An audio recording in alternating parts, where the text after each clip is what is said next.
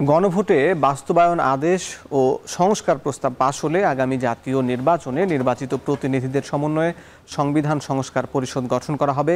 এই সংবিধান সংস্কারের জন্য এই পরিষদকে গাঠনিক ক্ষমতা দেওয়া হবে।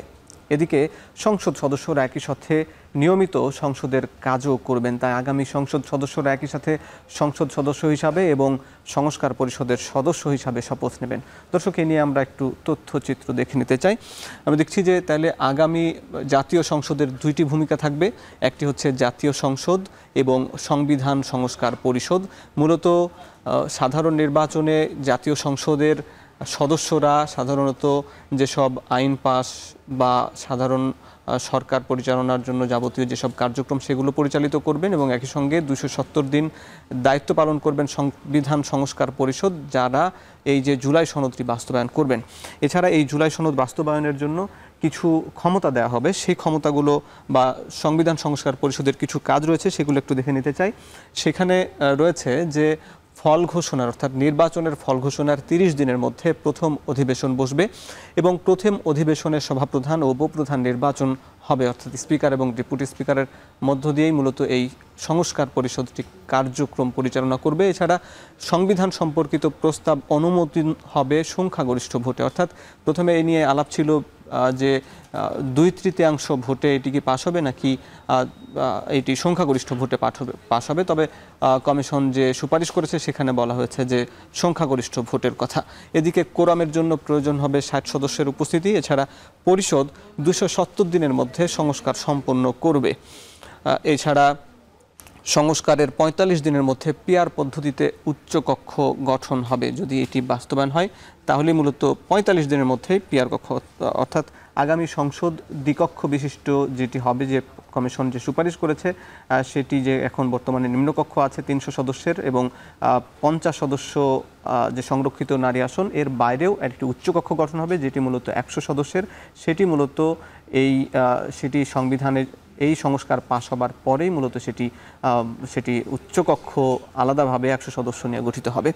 দর্শক, এই উচ্চকক্ষের আমরা আরেকটু তথ্যচিত্র দেখে নিতে চাই। উচ্চকক্ষ গঠনের জন্য বা এটি পাশ করার জন্য দুইটি বিকল্প সুপারিশ করা হয়েছে। তার মধ্যে একটি হচ্ছে 270 দিনের মধ্যে বাস্তবায়নে ব্যর্থ হলে স্বয়ংক্রিয়ভাবে সংবিধানে অন্তর্ভুক্ত হবে। অর্থাৎ এই যে যাবতীয় জুলাই সনদের যা কিছু রয়েছে 84টি প্রস্তাবের মধ্যে সংবিধানের সাথে সম্পর্কিত যে 48টি প্রস্তাব, এটি পাশ করার জন্য মূলত 270 দিন মেয়াদ, এর মধ্যে যদি পাশ না হয় তাহলে এটি স্বয়ংক্রিয়ভাবে বাদ হয়ে যাবে। এছাড়া আরেকটি বিকল্প স্বয়ংক্রিয়ভাবে সংবিধানে অন্তর্ভুক্ত হবে, এছাড়া বিকল্প 2 সেটি হচ্ছে 270 দিনের মধ্যে সংবিধান সংস্কার করবে এই সংস্কার পরিষদ এবং সেখানে কোনো বাধ্যবাধকতা থাকবে না। আপনারা বলেছেন যে বা ঐকমত্য কমিশন যে সুপারিশ করেছে তার মধ্যে একটি হচ্ছে যে মানে 2টি বিকল্প প্রস্তাব দেওয়া হয়েছে।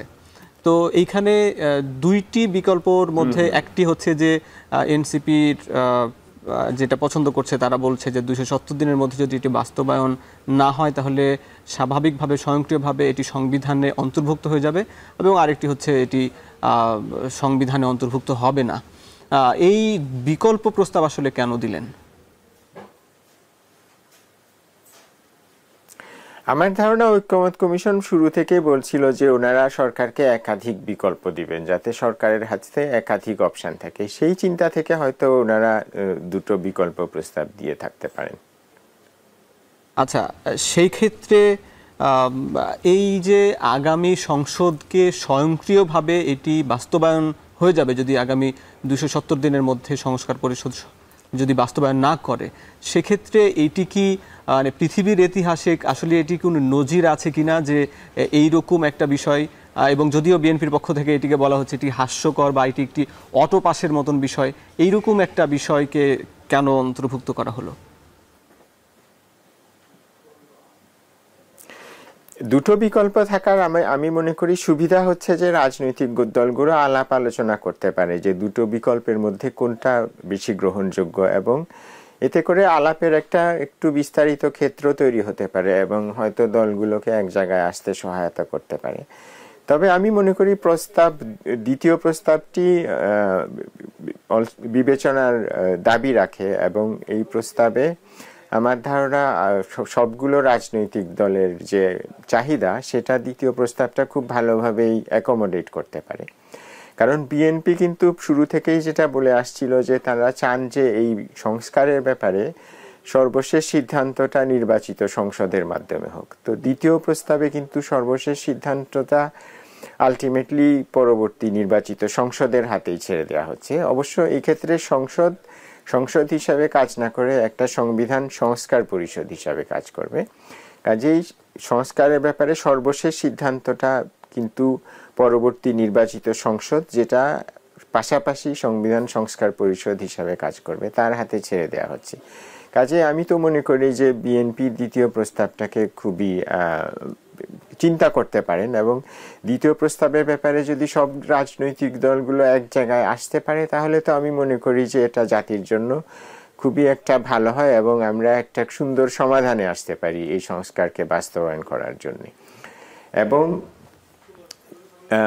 ভিন্ন মতের ব্যাপারটাও এটাতে অ্যাড্রেস করা হয়েছে এইভাবে যে জনগণের কাছে এটা গণভোটের মাধ্যমে প্রথমে নিয়ে যাওয়া হবে এবং পরবর্তীতে যখন এটা সংস্কার পরিষদের কাছে আসবে, আপনি বলছিলেন আপনার আলোচনার শুরুতে যে সংস্কার পরিষদে সংখ্যাগরিষ্ঠ ভোটের কথা বলা হয়েছে। কাজেই সেখানে বিএনপিরও অবশ্যই একটা এখানে বলার বিষয় থাকবে যে কোন প্রস্তাবগুলো তারা চান, কোন প্রস্তাবগুলো চান না।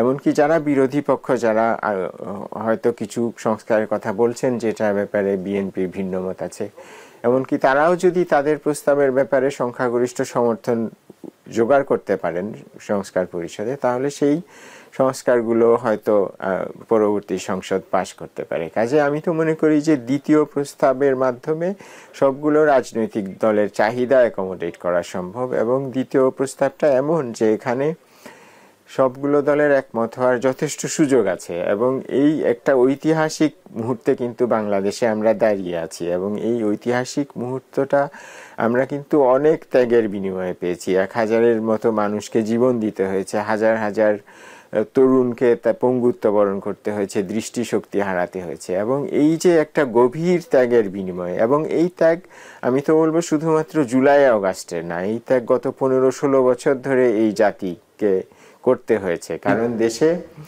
তত্ত্বাবধায়ক সরকার ব্যবস্থা বিলোপ করার পরে যে একটা নির্বাচনহীন, গণতন্ত্রহীন একটা পরিবেশের মধ্যে আমরা ছিলাম, যেটা গত 15-16 বছর ধরে জাতিকে যেই কষ্টের মধ্যে দিয়ে যেতে হয়েছে এই গণতন্ত্রহীনতার কারণে, সেই 15-16 বছরের গভীর ত্যাগ এবং সর্বশেষ শেষ পর্যায়ে জুলাই আগস্টের ত্যাগ, সেই ত্যাগের বিনিময়ে কিন্তু আমরা এই ঐতিহাসিক একটা মুহূর্তে এখন দাঁড়িয়ে আছি। শেষ একটা বিষয় জানতে চাই, চিন্তা করুন যে 1 নম্বর প্রস্তাব যেটি বলছেন সেখানে যদিও এনসিপি সেটিকে অগ্রাধিকার দিচ্ছে, সেটিকে কিন্তু এনসিপি এবং একই সঙ্গে বলছে তারা এই জুলাই সনদের আইনের একটা ভিত্তির জন্য একটা টেক্সট তারা দেখতে চায়, কিন্তু সেটা যদি করতে হয় তাহলে প্রস্তাব 1 অনুযায়ী সেই টেক্সট রেডি করতে গিয়ে কি আরো এখনই কি সম্ভব নাকি আরো বেশি সময় লাগতে পারে?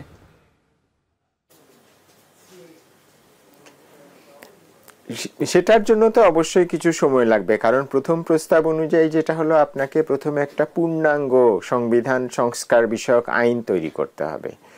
যেহেতু এটা সংবিধান সংস্কার পরিষদের অনুমোদন ছাড়াই স্বয়ংক্রিয়ভাবে সংবিধানের অন্তর্ভুক্ত হবে, কাজে এই আইনটাকে যথেষ্ট পরিমাণে ডিটেইল এবং প্রিসাইজ হতে হবে এবং এটাকে সংবিধানের সাথে এমনভাবে লিখতে হবে যাতে করে এটাকে বর্তমান সংবিধানের সাথে মিলিয়ে পাঠ করে একটা অর্থ দাঁড় করানো যায়। কাজে এটা একটা অলমোস্ট একটা মিনি সংবিধান ড্রাফট করার মতো একটা কাজ। কাজে একটা মিনি সংবিধানের খসড়া আপনাকে প্রস্তুত করতে হবে প্রথম যে বিকল্প সেটা বাস্তবায়ন করতে গেলে। তো সেটার জন্য অবশ্যই কিছু সময় দরকার হবে। কাজে এই সময় এখন আছে কিনা সেটাও একটা বিষয়। আর আমি এটা ছাড়াও আমি যেটা বোঝাচ্ছিলাম যে আমি তো মনে করি যে দ্বিতীয় প্রস্তাবটা বরং এমন যেখানে এনসিপি, বিএনপি এবং সবগুলো পক্ষ এক জায়গায় আসতে পারে। যদি এনসিপি দ্বিতীয় প্রস্তাবটাকে মেনে নেয়, বিএনপিও আমার ধারণা দ্বিতীয় প্রস্তাবটাকে মেনে নিতে পারে, সেই ক্ষেত্রে এই যে একটা রাজনৈতিক